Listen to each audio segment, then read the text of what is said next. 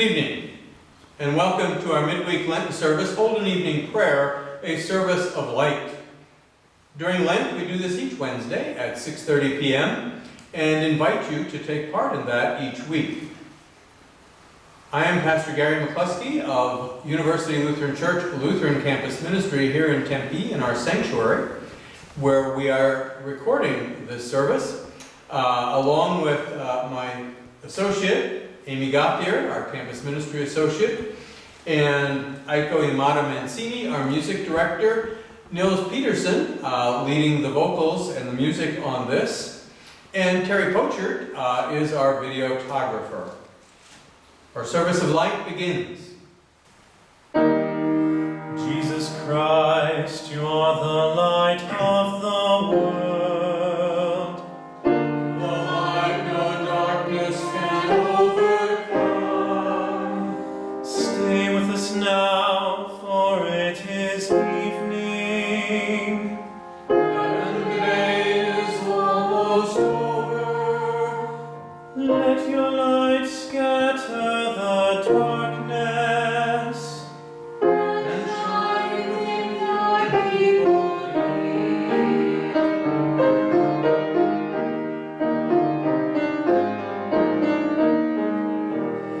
Joyous light of heavenly glory, loving love of God's own face, you who sing creation's story, shine on every land and grace. Now as evening falls around us, we shall raise our souls to you. God of daybreak, God of shadows, come and light our hearts anew. In the stars that grace the darkness, in the blazing sun of dawn, of the light of peace and wisdom, we can hear your quiet song. Love that fills the night with wonder, love that warms the weary soul, love that bursts all chains asunder, set us free and made us whole. You who made the heaven's splendor, every dancing star of light, make us shine, gentle justice, let us each reflect your light. Mighty God of all creation, gentle Christ who lights our way, loving Spirit of salvation, lead us on to endless day.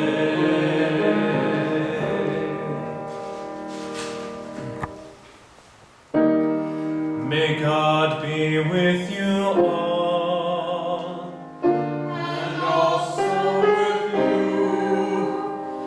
Let us sing our thanks to God. It's right to give God thanks and praise. Blessed are you, Creator of the universe. From old you have led your people by night and day. May the light of your Christ make our darkness bright. For your word and your presence are the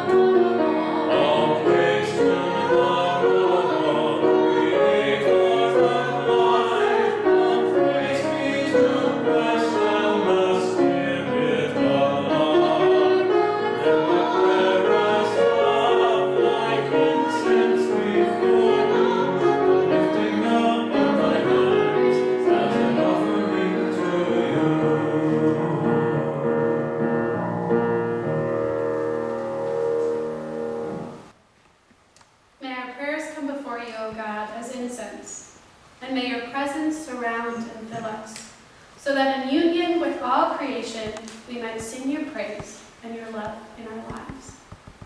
Amen. The lesson today is from Exodus chapter 20, verses 1 through 21. Then God spoke all these words. I am the Lord your God, who brought you out of the land of Egypt. Out of the house of slavery you shall have no other gods before me. You shall not make for yourselves an idol, whether in the form of anything that is in heaven above, or that is on earth beneath, or that is in the water under the earth. You shall not bow down to them or worship them. For I, the Lord your God, am a jealous God, punishing children for the iniquities of parents, to the third and the fourth generation. For those who reject me, but show steadfast love to the thousandth generation, of those who love me and keep my commandments. You shall not make wrongful use of the name of the Lord your God, for the Lord will not acquit anyone who misuses their name. Remember the Sabbath day and keep it holy. 6 days you shall labor and do all your work. But the seventh day is a Sabbath to the Lord your God. You shall not do any work, you, your son or your daughter, your male or female slave, your livestock, or the alien resident in your towns. For in 6 days the Lord made the heaven and the earth, the sea, and all that is in them, but rested the seventh day. Therefore the Lord blessed the Sabbath day and consecrated it. Honor your father and your mother, so that your days may be long in the land that the Lord your God is giving you. You shall not murder. You shall not commit adultery. You shall not steal. You shall not bear false witness against your neighbor. You shall not covet your neighbor's house. You shall not covet your neighbor's wife, or male or female slave, or ox or donkey, or anything that belongs to your neighbor. When all the people witnessed the thunder and the lightning, the sound of the trumpet, and the mountain smoking, they were afraid and trembled and stood at a distance, and said to Moses, You speak to us, and we will listen. But do not let God speak to us, or we will die. Moses said to the people, Do not be afraid, for God has come only to test you and to put the fear of him upon you, so that you do not sin. Then the people stood at a distance, while Moses drew near to the thick darkness where God was.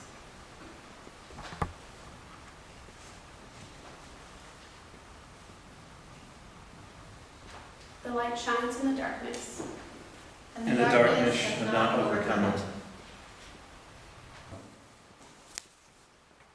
Grace to you and peace from God our Father and the Lord Jesus Christ. Amen. Do not commit adultery. Do not steal. In our march through the 10 Commandments for Midweek Lent, these are the 2 commandments that are assigned for this evening. The latter is rather safe to talk about. The former, rather unsafe. Why? Well, the usual American reason, I think, is that one has to do with sex, an important yet way too uncomfortable subject with Americans. And the other commandment, well, that seems to have to do with people who are behind bars, and, well, that's not most of us. But allow me to suggest another reason. Jesus. Yes, Jesus. Those of us who know the Gospels know that Jesus isn't content to simply codify anything, including adultery, into simply a black and white, carved into stone kind of response. Remembering other times hearing Jesus say, if a man looks upon a woman with lust, he has committed adultery. Uh-oh. This is when most men then begin to squirm and say something like, hey, how about that trade the Cardinals just made? But we are those who cherish the Old Testament, and yet also we are those who follow Jesus. And what that means is that you and I, we look at the Old Testament, we look at the 10 Commandments through the lens of Jesus. And every time we think we're doing just fine with these commandments. You know, we got this. Jesus seems to turn around, point a finger at us, and say, not so fast, follower of mine. And Jesus then throws a curve, and we swing and miss. Now, I don't know about you, but the Me Too movement continues to instruct me. Some of a man's comments to women about appearance and so forth.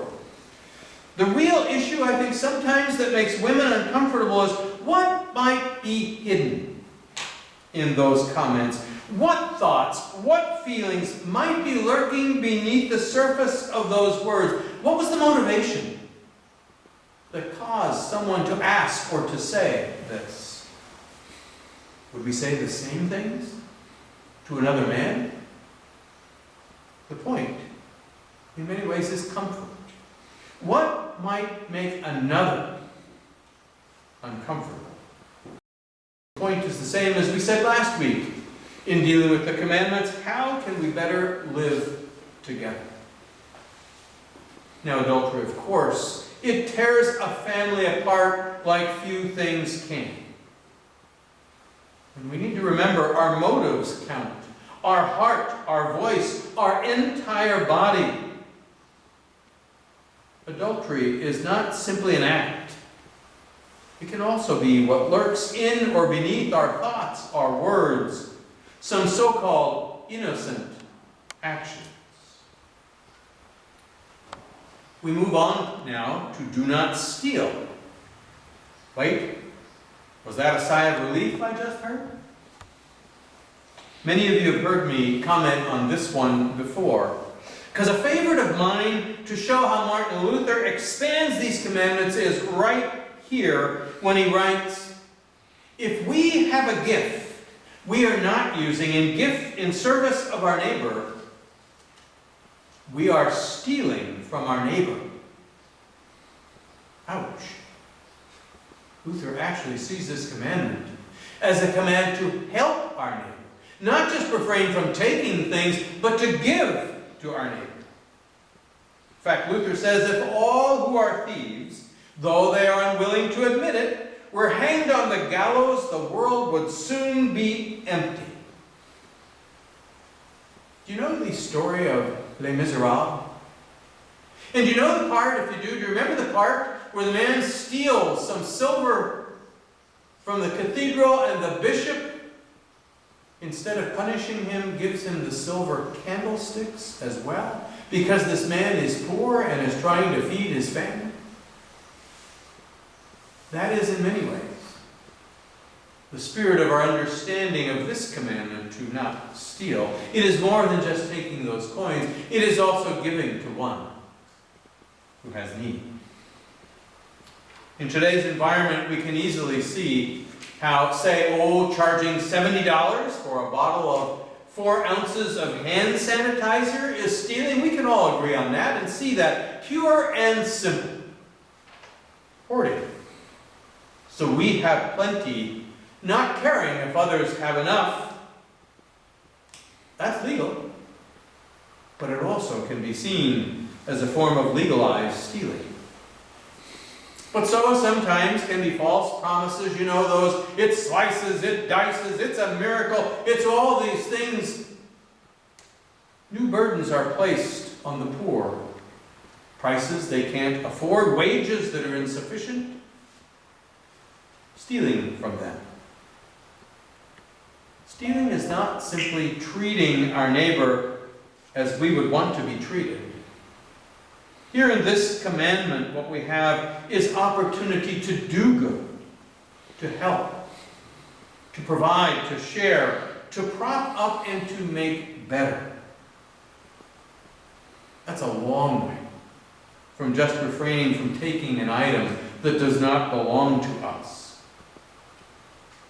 What you and I see in this kind of understanding of the commandments is just how much you and I all break them. We see just how much grace is needed, and that grace is our only way out. Jesus' life, death, and resurrection does for us, does for the world, what you and I and all in the world are incapable of doing ourselves, individually or collectively. So what we do is we tiptoe around any talk of adultery. We try to dismiss any thoughts of thievery. But somehow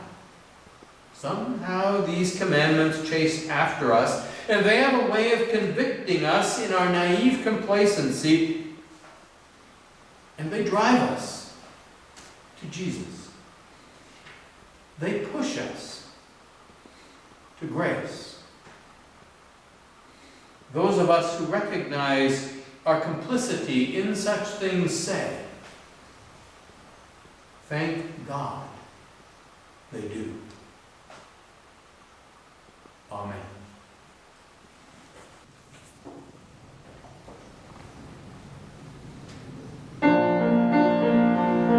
An angel went from God to a town called Nazareth, to a woman whose name was Mary.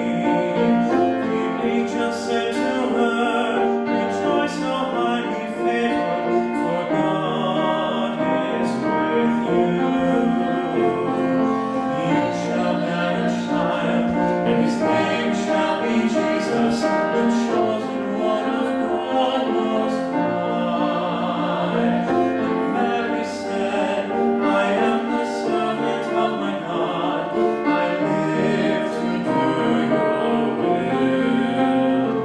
My soul praise your greatness, O God, and my spirit rejoices in you. You have looked with love on your servant here, and blessed me all my life through. Great and mighty are you, O Holy One, strong is your kindness evermore. How you favor the weak and lowly one, convict the proud of God. You have cast the mighty down from their thrones, and have lifted the humble apart. You have filled the hungry with wondrous things, and left the wealthy no want. Great and mighty are you, O faithful one, strong is your justice, strong in love. As you promised to Sarah and Abraham, kindness forevermore. You have called proclaims your greatness, O God, and my spirit rejoices in you. You have looked with love on your servant here, and blessed me all my life through.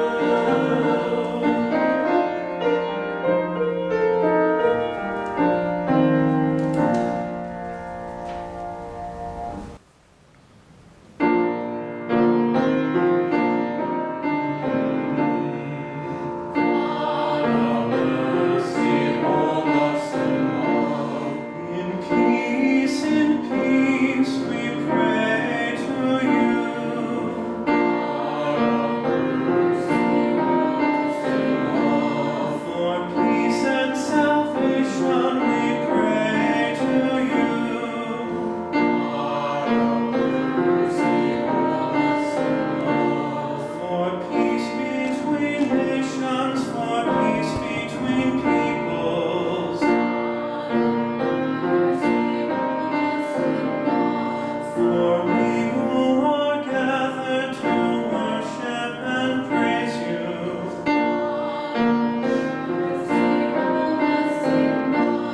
For all of your servants who live out your gospel.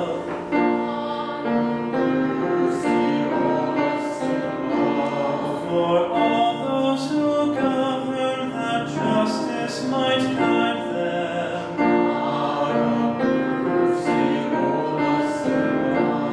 For all those who labor in service to others.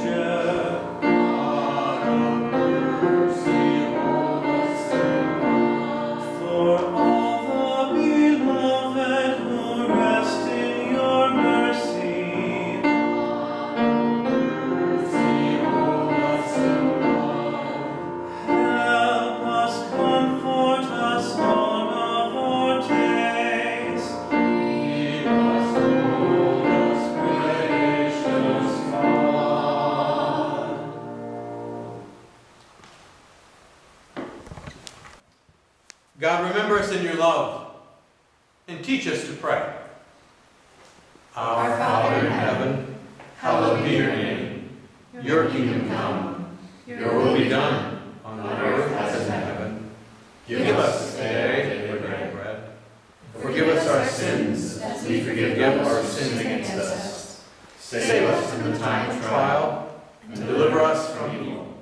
For the kingdom, the power, and the glory are yours, now and forever. Amen. Let us bless our God. Praise and thanks to you. May God Creator bless us and keep us. May Christ be ever light for our lives. May the Spirit of love be our guide and path for all of our days.